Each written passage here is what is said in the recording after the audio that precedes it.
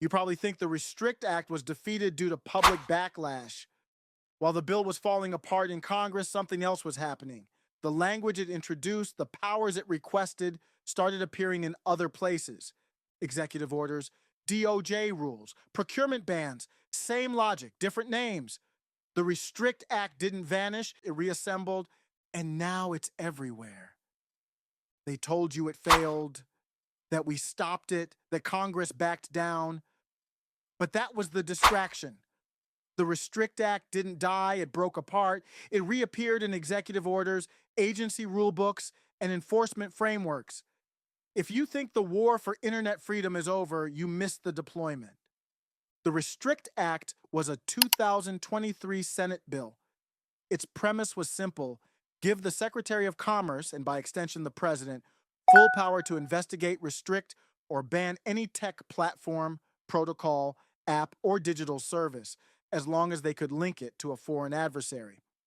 The label of foreign adversary in the Restrict Act is an executive branch national security test that didn't require proof, just perception.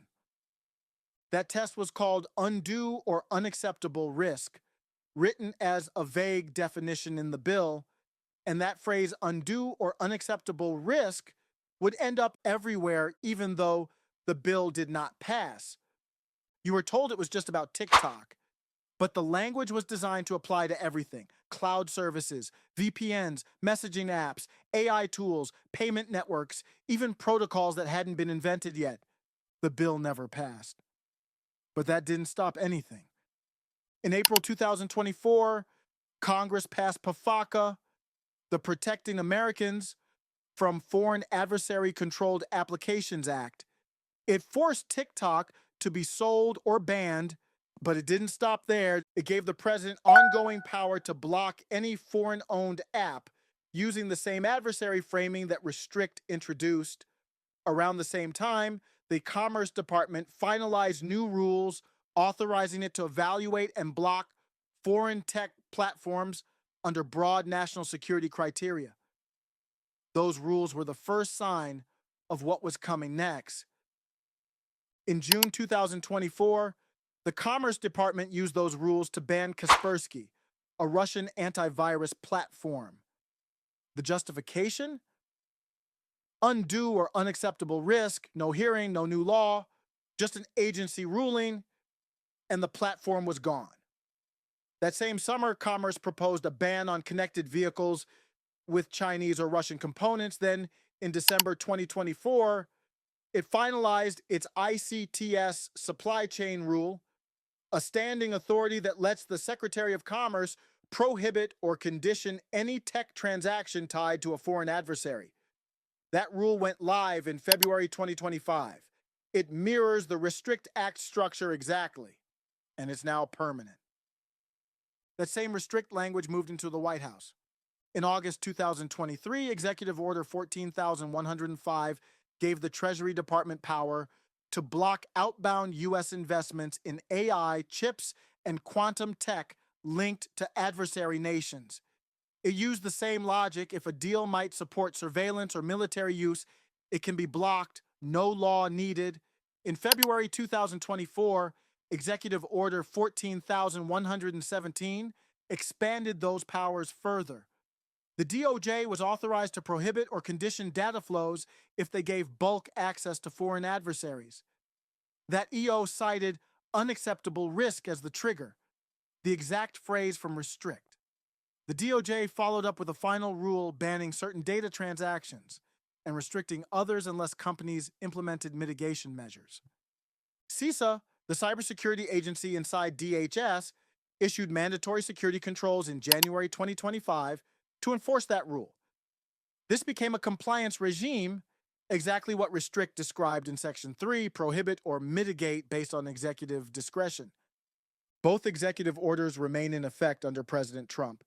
The same structure shows up in law. In June 2024, the House passed the ICTS National Security Review Act. It created a permanent office inside Commerce to review foreign-linked tech transactions. The trigger language was, wait for it, undue or unacceptable risk.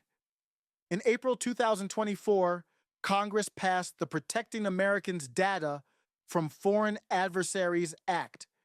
It banned U.S. data brokers from selling sensitive personal data to China, Russia, Iran, or North Korea. That law uses the same adversary framework enforced through federal oversight. The regulatory system adapted too. The FCC's covered list bans products and services that pose an unacceptable risk to national security. Yes, again, the same language from the Restrict Act. If a tech company ends up on that list, it can't sell into U.S. networks or receive federal funds. In September 2024, the FCC added multiple Chinese telecom firms based on foreign control and national security risk, exactly as defined by Restrict. The fiscal year 25 National Defense Authorization Act proposes banning DJI drones if they're deemed an unacceptable risk. The language triggers FCC action, and DJI's hardware would be blacklisted nationwide. Across agencies and laws, the structure is the same. If it's foreign linked, and if it can be called risky, it can be banned. The phrase undue or unacceptable risk now controls investment, procurement, data flows, platform access, and communications policy. You might think that doesn't matter, that this only applies to foreign enemies, but what happens when the tool you use has a developer in Taiwan?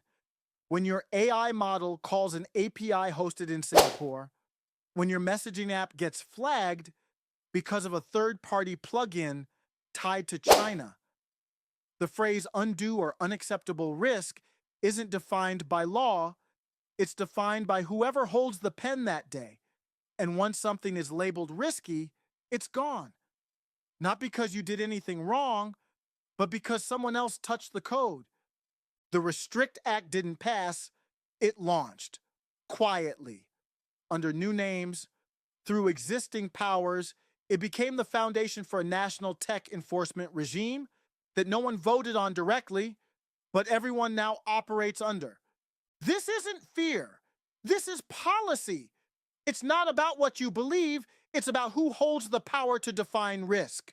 And they don't need a reason. They need a justification, one that sounds serious enough to pass. Unacceptable risk is serious enough to do almost anything.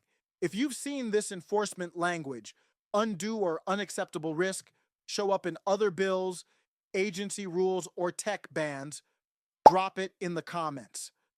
The pattern's visible now, but tracking how far it spreads is how we stay ahead of the next deployment. You didn't beat the bill, you activated the machine. This is index red. No more masks, no more narratives, just the signal.